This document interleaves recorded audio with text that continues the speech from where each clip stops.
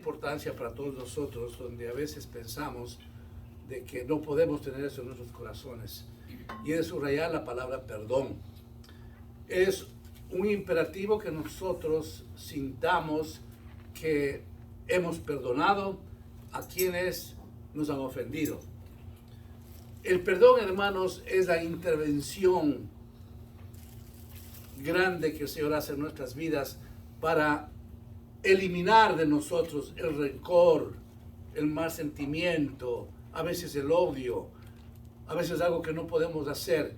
El rencor a las personas se mantiene viva cuando no hay perdón. Y el perdón es un pecado, es una atadura, es algo que nos detiene seguir con el Señor, como todo pecado, hermanos. Todo pecado nos destruye, todo pecado nos libra de la misericordia, de la gracia de Dios, porque estamos atados al enemigo. Y el perdón no es algo que podemos decir no existe en nuestras vidas. De una u otra manera, en algún momento usted fue atacado, usted fue vituperiado en algún momento de nuestras vidas, y se ha formado en nuestros corazones una especie de rencor, y por qué no decirlo, no queremos perdonar. Hay ocasiones que nosotros decimos, no, es que lo que me hicieron yo sí he perdonado, pero cuando escuchamos esa palabra de aquella persona que nos hizo tanto daño, como que rechazamos y no estamos realmente en condición de decir, Señor, realmente estoy libre de eso. A veces tenemos la tendencia, hermanos, de autojustificarnos y decir, realmente en mi vida no existe ya nada, esa persona me hizo este daño, pero yo sé que lo he perdonado y no hay ningún inconveniente. No es así. Tenemos que realmente reflexionar en esta área y clamar al Señor que nos ayude si aún nosotros tenemos ese residuo de la falta de perdón. Algo pudo habernos pasado cuando fuimos niños, cuando fuimos jóvenes, cuando fuimos adultos. Algo pudo habernos pasado como en función de cónyuges, de padres, de hijos, etcétera. No sé. Pero en algún momento fuimos nosotros ofendidos. Y el Señor quiere, hermanos, que estemos absolutamente limpios en esa área. El Señor no quiere, hermanos, que vayamos acarreando esa atadura que no nos permite tener la bendición que Dios quiere darnos. ¿Estamos limpios ante el Señor en esa área? Ojalá que sí. Necesitamos nosotros la fortaleza del Señor para perdonar. Si es que es así, Dios lo va a hacer. Así es que en esta mañana yo he escogido una área, una historia bíblica, mejor diría, que ustedes ya lo conocen, y es la historia de José. Un personaje que para mí es fascinante. Si yo estoy en el cielo ahora y Jesús me dijera, ¿a quién quieres ver a más de mí? La primera palabra mía sería, quiero ver a José. Es una vida que realmente ha impactado la mía y que anhelaría de todo corazón conversar con él, porque es maravilloso. Así es que vamos a revisar, hermanos, la vida de José para llegar a dos cosas: a las pruebas que él tuvo que pasar y, por último, al perdón. José tenía 17 años cuando Dios le manda esos sueños maravillosos, y él se permite compartir con sus hermanos, con su padre, y todo esto fastidia, molesta. José fue un hombre escogido dentro de su familia, pero se le molestaba a sus hermanos lo que él les conversaba. Inclusive su padre llegó a molestarse. Pero él apenas tenía 17 años. Así es que un día sale José al campo. Él era un pastor y sale a mirar sus ovejitas, pero el papá también le encarga que vea a sus hermanos. A la distancia él logra mirar a sus hermanos, y en sus hermanos ya empezaban a maquinar cómo deshacerse de José, y no de una forma tan simple. Ellos argumentaban que los estorbaba y querían matarlo. Esa es la decisión que todos tomaron, excepto la excepción de Rubén. Pero sus hermanos deciden matarle a José. Miren ustedes, hermanos, cómo el odio, el rencor en el seno de la familia aún se maquina un crimen. Eso quisieron hacer los hermanos de José. Pero hay la intervención de uno de sus hermanos, Rubén, que dice, no lo matemos, no hagamos esto. A la distancia ven venir a una caravana de los ismaelitas. Dice, ¿por qué no le vendemos mejor? Y de esa manera nosotros nos quedamos con dinero, pero no la vendamos. No se manchen nuestras manos de sangre de José. Y deciden venderlo. 17 años. Imagínense ustedes, hermanos, 17 años es una persona, un joven, es una vida que estaba bajo los brazos de su padre, bajo el cariño de su padre. 17 años es una edad muy maravillosa, pero que uno todavía está en ese seno de la familia, con el padre, con la madre. Es realmente el despegue de pasar a ser joven después de niño. Es una edad maravillosa, esos 16, 17, 18 años.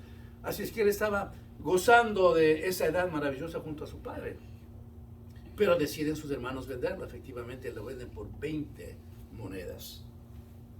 Y lo llevan a Egipto. Y yo estaba analizando este pasaje para traer la prédica y paralizaba un momento y decía, bueno, ¿qué es lo que ese momento tenía José? Nada, hermanos. Lo que estaba puesto. Y lo llevan a Egipto. Dejaba a su padre, que tanto amaba, y que él sentía el amor de su padre, dejaba a un lado. Dejaba su país, dejaba sus costumbres, dejaba su idioma, y se va a un país diferente, que era para él. Sus costumbres, su idioma, la gente, todo. Egipto era algo muy diferente a lo que él vivía, en todo aspecto. Y se encuentra con un nuevo mundo. 17 años pasa él a una vida diferente. ¿Qué angustia habrá tenido José, hermanos? A sus 17 años saber que ya no va a ver a su padre. Es vendido por sus hermanos. ¿Qué aflicción habrá sentido él el saber que sus mismos hermanos por un puñado de monedas le venden? Toman la decisión más cruel con él y se va a un mundo realmente que nunca se pudo haber imaginado. Pero dice la palabra del Señor que Jehová estaba con él. Así que llega a la casa de una persona llamada Potifar.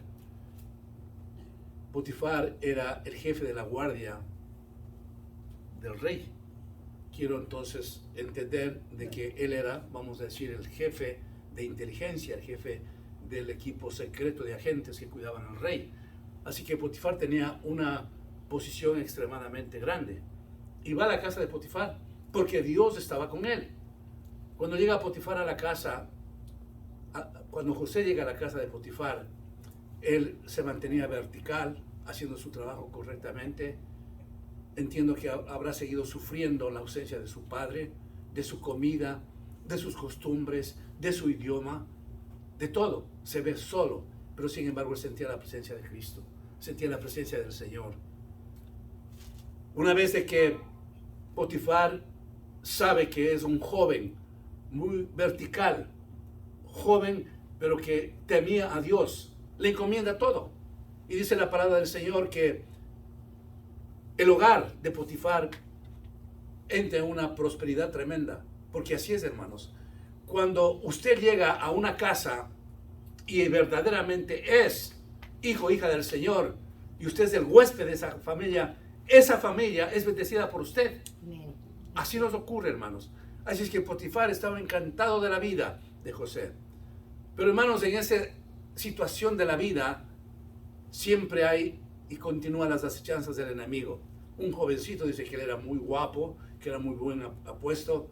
Viene la mujer de Potifar a codiciarlo a José y le pide que se acueste con ella. Imagínense un joven de una edad tan temprana, donde él no era casado. Él podía haber caído en ese pecado terrible de la fornicación y hacer caer a la esposa de Potifar en adulterio. Pero él era tan vertical porque amaba al Señor.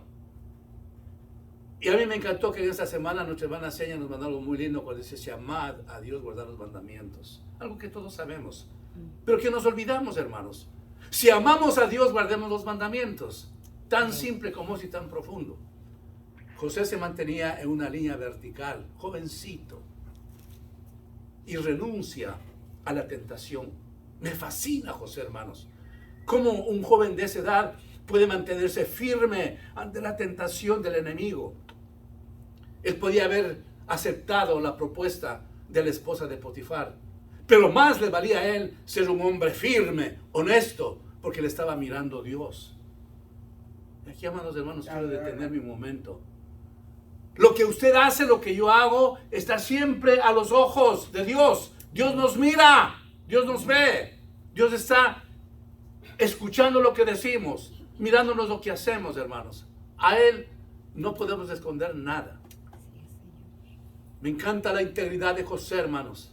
Ese José que alcanzó la gracia de Dios, fue escogido de toda su familia, pero se mantenía verticalmente, hermanos. Amados hermanos, a esa edad, en este mundo, ¿cuántos jóvenes se mantendrían con esa verticalidad?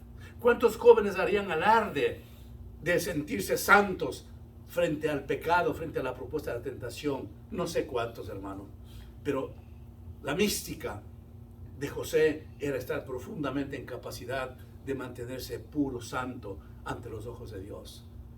Y le dice José a la esposa de Potifar, dice, mira, tu esposo me ha confiado en todo. Todo me ha dicho que es mío, que yo disfruto de lo que él tiene, pero una cosa, yo entiendo que no debo tocar, eres tú, que eres la esposa de mi amo. Y no lo hace. Sabemos la historia, amados hermanos, que él sale corriendo de ese lugar, y esta mujer, que es la misma figura del enemigo, grita y miente, diciendo que José le ha querido violar. Miente. Y José se queda, me imagino, estático. No, yo huí del pecado, y ahora esta mujer me acusa. Como resultado de ello, se va donde José, a la cárcel. Vayamos pensando en lo siguiente, hermanos. En primer lugar, sus hermanos le venden. Él no estaba en pecado, como para que diga, Señor, ¿qué es esto? Empieza una prueba tremenda, incomparable. Segundo, va donde Potifar. Él tiene una vida santa ante el Señor, y sin embargo, haciendo lo bueno, se va a la cárcel. A la cárcel, hermanos. Qué dolor habrá sido para José. ¿Dónde está, Señor? Pero no. Nosotros encontramos en Génesis 39, 21 que dice, pero Jehová estaba con José y le extendía su misericordia. Amén. Él estaba con José y le extendía su misericordia. Como José era un hombre que no había dado motivo, pone gracia al Señor, el jefe de la cárcel, y le invita a José a que sea él el que administra los presos. Imagínense ustedes, hermanos, ¿qué experiencia tenía en una situación carcelaria? Ninguna, en absoluto, ninguna. Pero le otorga ese favor porque Dios había intervenido. Entonces José, en vez de quejarse, en vez de estar en una postura de que, Señor, mis hermanos me vendieron, Señor, hago lo bueno frente a esta mujer y me condena y ahora estoy en la cárcel, Señor, ¿qué es esto? ¿Qué está pasando? Ay, amados hermanos, cuando estamos nosotros conjugando las cosas de Dios y sufrimos lo indecible injustamente, y si estamos nosotros en la profundidad de la presencia del Señor, podemos soportar cualquier situación adversa en nuestras vidas, hermanos. Él no dijo una sola palabra de queja. Se quedó calladito en la cárcel. En cierta oportunidad, él escucha a un panadero y a un copero, funcionarios del rey, que les puso presos. Les escucha lo que están hablando, que tuvieron un sueño. Recuerden ustedes que esa era la razón por la cual sus hermanos y aún su padre se molestaba por los sueños divinos maravillosos que Dios le daba. Y escucha que tuvieron un sueño. Y dice, yo le puedo interpretar su sueño. Él interpreta al copero y al panadero. Al copero le dice, tú en 3 días vas a ser restaurado de tu trabajo y vas a regresar a trabajar con el rey y vas a servirle la copa al rey. Y tú, al panadero, tú después de 3 días vas a morir ahorcado. después de dar la interpretación de Dios, le dice al copero, acuérdate de mí cuando salgas de aquí, yo pueda salir de esta casa, dice, no decir cárcel. Y se va. Se va el panadero, se va el copero y se queda preso. José habrá dicho, ellos cometieron una falta y sin embargo yo todavía me quedo preso. ¿Qué es esto? Pero no, lo único que le dijo al copero, acuérdate de mí, por favor, cuando estés con el rey, que quiero salir de esta casa. ¿Cómo habrá sido su sufrimiento de José, hermanos? Su dolor que él sentía. Estás preso en otro país, hermanos. Cuando hablamos, hermanos, de prisiones, me viene a mi mente este momento la diferencia muy grande que existe estar aquí en una cárcel, en una prisión, que estar en los países, vamos a decir, solamente latinoamericanos que yo conozco. Es tremendo, hermanos. Que hablar de países como, por ejemplo, Cuba, cuando los hermanos que estuvieron presos me decían la forma como ellos vivían y qué es lo que les daban de comer. Y por respeto a ustedes no digo qué es lo que les daban de comer, pero los hermanos que estaban ahí me decían qué es lo que les daban de comer. Una diferencia grande estar en una prisión, en una cárcel en Estados Unidos, que estar en los países de Latinoamérica o en cualquier país del tercer mundo. Por eso yo les decía cuando era capellán a los presos, ustedes están viviendo en un Hilton Hotel. Ustedes están viviendo en un hotel de primera porque tienen esto, esto, esto, otro. ¿Cómo habrá sido la cárcel donde estaba José, hermanos, en ese tiempo? Si todas las personas ante los egipcios eran nada, eran basura. ¿Qué tipo de cárcel habrá sido eso? Pero sin embargo se mantenía así. Al copero le dice, acuérdate de mí, por favor. Transcurren 2 años, hermanos, donde sigue José en la misma situación. Nada escuchaba. Hasta que llega el día del Señor, hermanos. El rey llega a tener un sueño que nadie le podía interpretar. Y el copero, como reanudó su trabajo conforme a la interpretación del sueño de José, regresa a ser el copero y escucha el copero al rey, que nadie le podía interpretar su sueño. Y le dice, sí, rey, su majestad, cuando usted me puso en la cárcel, yo vi a un hebreo que interpretó mi sueño, que usted me restauraba al mismo trabajo y que el panadero usted le mandaba a ahorcar. Con él pasó lo que usted decidió ahorcarle y yo estoy ahora trabajando con usted. Se trata de un hombre que sabe interpretar los sueños. El rey habrá quedado abismado de saber que un hebreo, un pobre inmigrante, una persona que estaba preso, podía ser de beneficio para el rey. ¿Cuál es la reacción del rey? Tráiganlo, por favor, inmediatamente. Cámbienlo de ropa, vístalen bien, báñenlo, vengan, que vengan a mi presencia. La historia es maravillosa. José, por la gracia de Dios, él puede interpretar su sueño. Y aquel José, vituperiado, odiado por sus hermanos, odiado por todos los que estaban junto a él, a los 30 años, después de 13 años de sufrimiento, el rey lo pone realmente de emperador, de señor, de todo el imperio egipcio. Y José a los 30 años entonces pasa a ser el gobernador de Egipto. Ahora vamos a ver, hermanos, después de haber esta historia, ¿qué nos dice la palabra? Y voy a Génesis capítulo 45. En el versículo 1 del capítulo 45 de Génesis dice: no podía ya José contenerse delante de todos los que estaban al lado suyo y clamó: haced salir de mi presencia a todos. Y no quedó nadie con él al darse a conocer con sus hermanos. Entonces se dio a llorar a gritos, y oyeron los egipcios y oyó también toda casa de varón. ¿Qué es lo que pasaba en ese momento de una vida de José? Los ve a sus hermanos ya. No se podía contener de una alegría singular que había, pero no quería llorar afuera de sus hermanos. ¿Saben una cosa, hermanos? Que cada año que llego yo a este pasaje yo lloro.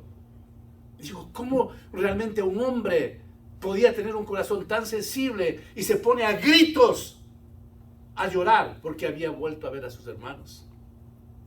después de las barbaridades que le hicieron sus hermanos, deja que se abandonen, que vayan todos fuera del lugar. Y él llora con tanta necesidad de desfogar. Llora a gritos, hermanos. ¿Cuántas veces usted ha llorado a gritos? ¿Cuántas veces yo he llorado a gritos, hermanos? Es porque algo profundo pasa en el corazón de uno, hermanos. Yo me acuerdo cuando estuve enfermo en mi casa solo, gritaba del dolor, gritaba, lloraba del dolor.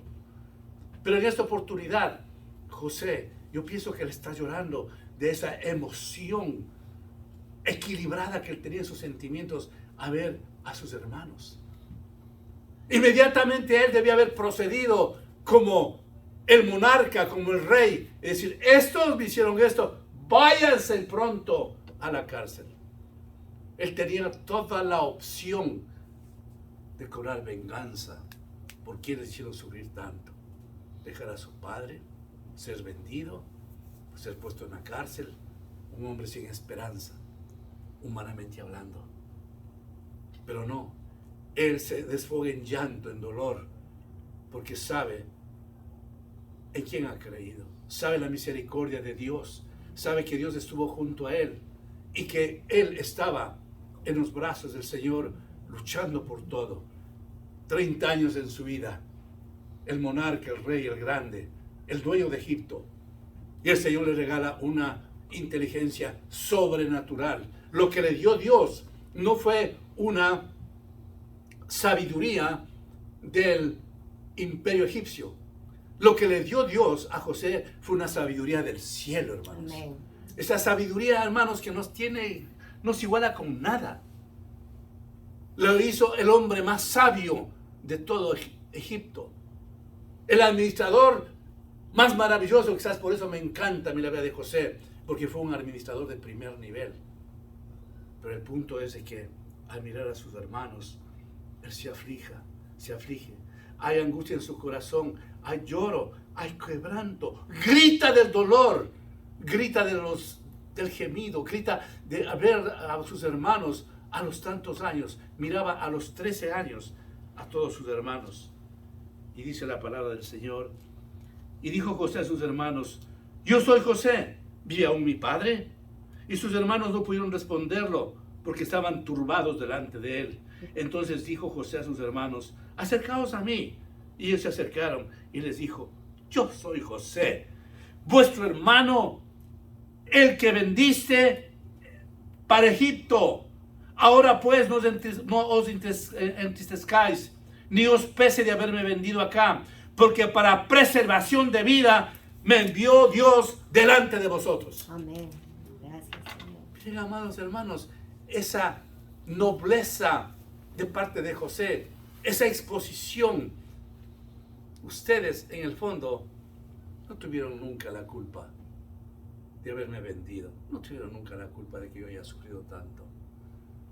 Dios, Jehová de los ejércitos, me mandó delante de ustedes para preservación de vuestras vidas.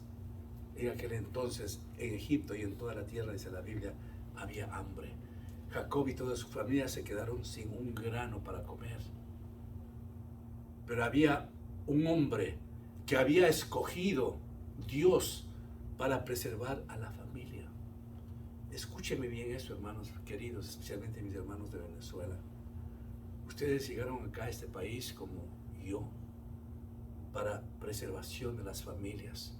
No se olviden de sus familias, hermanos. Manden aunque sea $1 que tengan. Acuérdense de sus familias con todo su corazón. Cuando Dios les bendiga, participen. Yo sé que lo hacen ustedes. Participen a esas familias que están en Venezuela, que no tienen para nada, quizás, hermanos. Háganlo. Porque el Señor nos trajo aquí para preservación. Yo, hermano, quiero escribir algo para toda mi familia. Y ayer ya entré al email para captar todos los emails de mi familia. Me refiero a los hijos, nueras, yernos, nietos. Para hacer un recuento de cómo el Señor en la década de los 60 me trajo acá para preservación de mi familia. Mi padre perdió el trabajo. La situación de mi familia financiera por primera vez era espeluznante, era terrible. Y yo vine a este país primero. Pero lo que muchas veces mi familia no sabe es de que había ocasiones en que yo no tenía ni que comer. Estaba yendo a la universidad y recuerdo un día, golpeaba las puertas de un restaurante en Manhattan, en Nueva York, porque tenía hambre. Y hablé con el dueño del restaurante. Dije, mire, yo tengo un reloj aquí, es que me muero del hambre. Por favor, permítame tener un almuerzo. Y me dijo el jefe, el dueño, el gerente del restaurante, no señor, no puedo hacer eso. Y me negaron un plato de comida. ¿Cuántas veces tuve que ir al lobby de la universidad a tomarme un poco de café con un donut que daban gratis, porque no tenía para comer? ¿Cuántas veces me rebuscaba el bolsillo para ver si tenía un token para el tren y no tenía? Pero cuando pasaron los años, las décadas, me di cuenta que el Señor me había traído acá, a pesar de que en esa edad yo tenía un tremendo trabajo en mi país, era para preservación de mi familia. Y pudo venir toda mi familia hablando de los hijos de mis padres en los tiempos más difíciles de la década de los 60. Si ellos no aprovecharon, o algunos no aprovecharon, es problema de ellos. Y luego se consolidó mi venida acá con mi familia. Hablo de mi esposa, mis hijos, nietos, yernos, nueras. Pero a veces nos olvidamos, hermanos, qué es lo que yo pude haber pasado para ver la verdadera bendición en mi familia. Hambre, hermanos. Tenía que trabajar yo en verano 2 trabajos para poder ahorrar para continuar pagando la universidad. Por un año pasé un sofá durmiendo, que me dieron, gracias a Dios, ese sofá. Y así, hermanos. La vida de José no fue, durante sus primeros 13 años, no fue una delicia. Tuvo que luchar, que batallar, que animarse a sí mismo, pero él nunca bajó la guardia porque él sabía en quién había creído. Amén. Jehová de los ejércitos estaba con él. Yo no conocía al Señor cuando vine acá en la década de los 60. Conocía porque tenía una religión, si hay Dios y punto. Yo no conocía al Señor.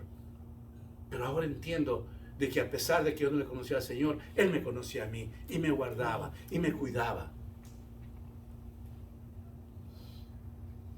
José puede decir a sus hermanos, no fue culpa de ustedes, realmente no. Dios me trajo aquí para preservación. Ahora ustedes están con hambre, hay hambruna, y yo soy el gobernador de todo este imperio, y está bajo mis órdenes todo lo que ustedes necesitan. Todo. Miremos entonces 2 cosas en esta mañana. Podría seguir muy extensamente por el tiempo, quiero resumir. 2 cosas le pasan a José. La primera, todos esos 13 años, que no fue una vida facilísima, tuvo que pasar por muchas pruebas y tribulaciones, ¿no es cierto? Ahora, ¿qué nos trae, hermanos? Escuchen bien esto. ¿Qué nos trae a nosotros la prueba y la tribulación? Nos acercamos más a Dios en oración y lectura de la palabra.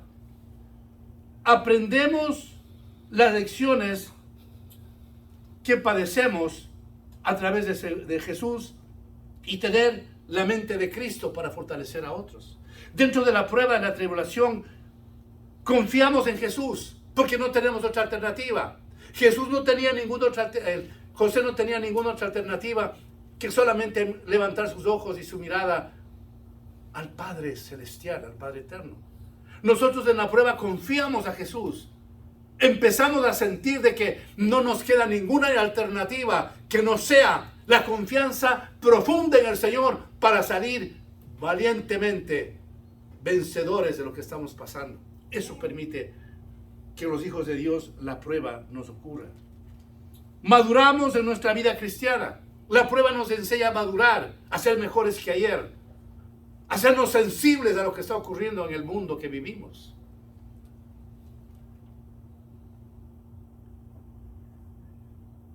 Pero en medio de todo eso, Dios nos protege, nos ama, nos bendice, nos guarda y nos ayuda.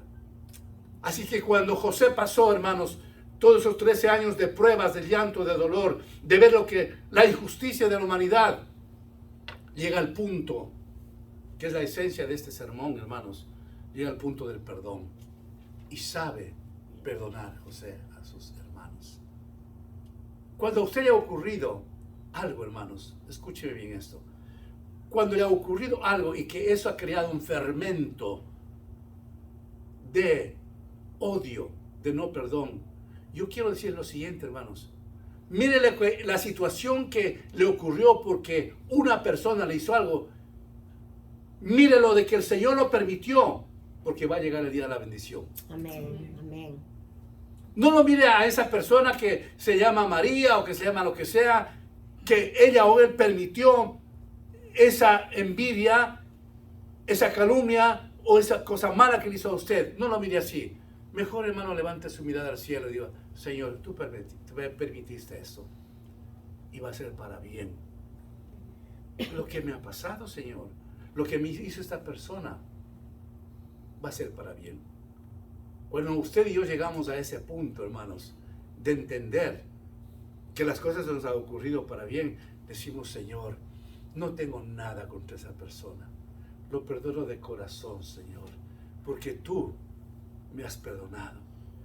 Y entonces usted entiende las cosas del Señor y dice, Jesucristo me perdonó a mí. ¿Y quién soy yo para no perdonar a las otras personas? Y cuando usted mira la vida de Jesús, que en esa posición decía, Padre, perdónales porque no saben lo que hacen. No nos queda ninguna otra alternativa a nosotros, el que no sea, hermanos, perdonar de corazón quienes nos hicieron llorar, quienes nos robaron, quienes hicieron, etcétera, etcétera, etcétera, con nuestras vidas. Sino decir, Señor, yo bajo la guardia y yo también perdono, porque tú me perdonaste. Y perdonaste en el momento tan difícil, cuando estuviste en la cruz. Pediste a tu Padre que perdonen porque no sabían lo que estaban haciendo. ¿Cuántas raíces de amargura hay en este momento en nuestras vidas, hermanos? ¿Cuánta falta de perdón nos hace? Realmente podemos decir de que estamos nosotros saturados de la presencia de Dios y no tenemos nada contra nadie, que realmente hemos perdonado aunque nos hayan aplastado, aunque nos hayan pisoteado. Realmente hay un perdón genuino a quienes nos causaron tanto dolor en nuestras vidas. Yo espero que sí, hermanos. Si usted y yo queremos una vida llena de victoria, una vida llena de esperanza, en este día, antes de compartir la Santa Cena, vamos a clamar al Señor que ese residuo todavía de la falta de perdón que existe en nuestras vidas se acabe hoy y para siempre. Amén, amén, hermanos. Amén. Inclinen sus rostros, por favor. Vamos a tomar un par de minutos clamándole al Señor de que nos lave y nos limpie de todo, de ese pecado horrible que es la falta de perdón.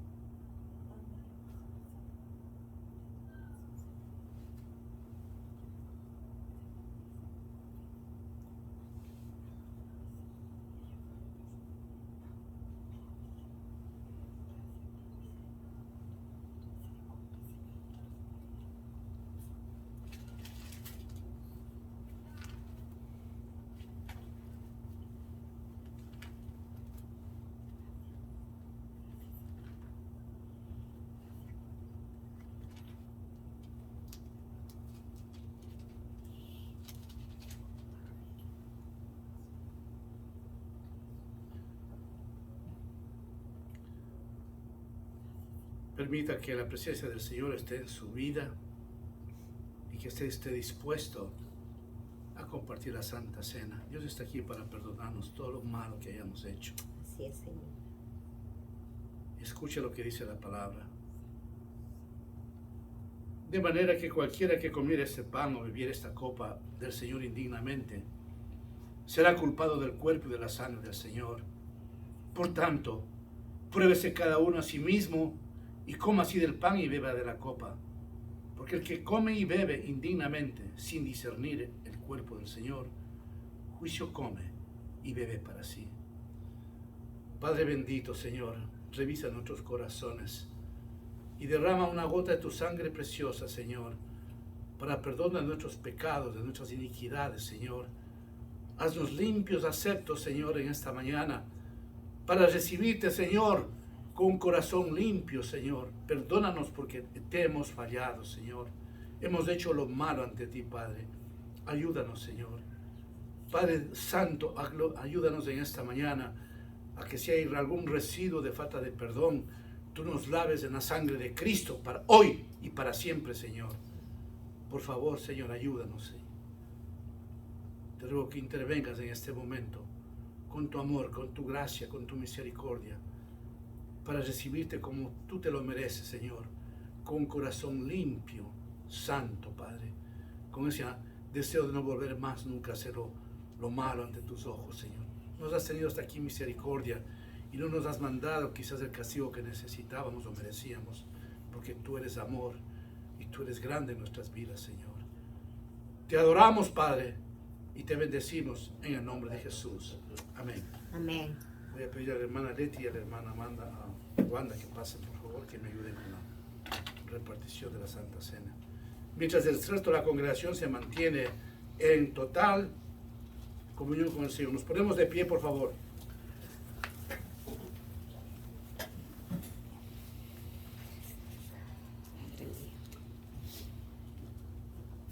Leti primero va a orar, después la hermana Wanda.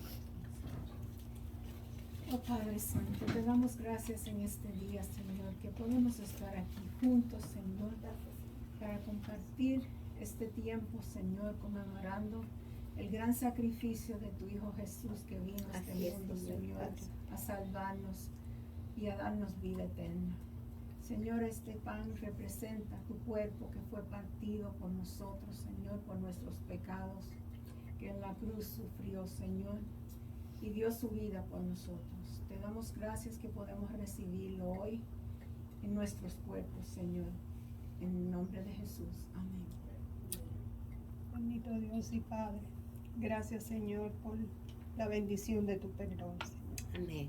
Gracias porque esta sangre representa ese sacrificio que hiciste en la cruz del Calvario, Señor. Y allí, vertiendo tu sangre, Señor, y con tu cuerpo adolorido, Señor, decía, perdona a los que no saben lo que hacen. Gracias, Padre, por esa sangre bendita, Señor, que derramaste allí para perdonarnos, Señor.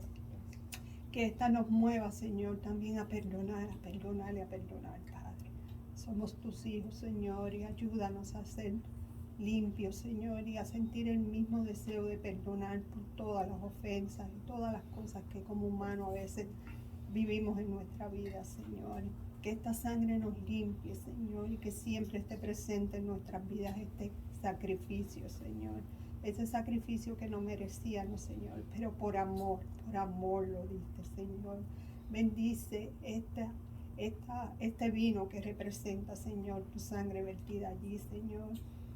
Perdónanos, Señor, y límpianos, Padre, para que siempre podamos participar, Señor, ser aceptos participando de esta bendición tuya, Señor, recordándolo en nuestro día a día, Señor, con gozo, con gratitud, Señor, por ese sacrificio inmenso que hiciste por nosotros, Señor.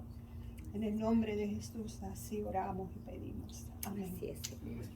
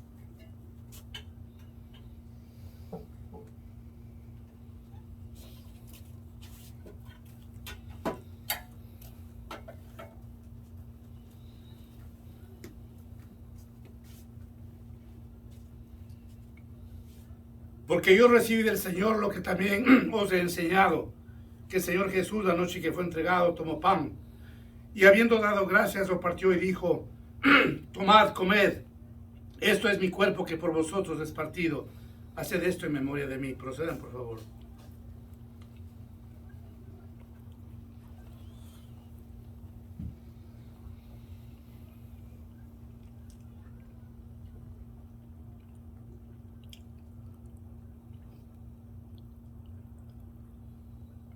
Asimismo tomó también la copa después de haber cenado, diciendo, esta copa es el nuevo pacto en mi sangre.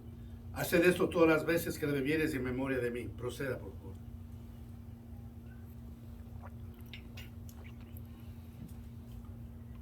Mi Señor amado, solamente quiero decirte gracias por tu perdón, por tu amor y por tu misericordia. Amén.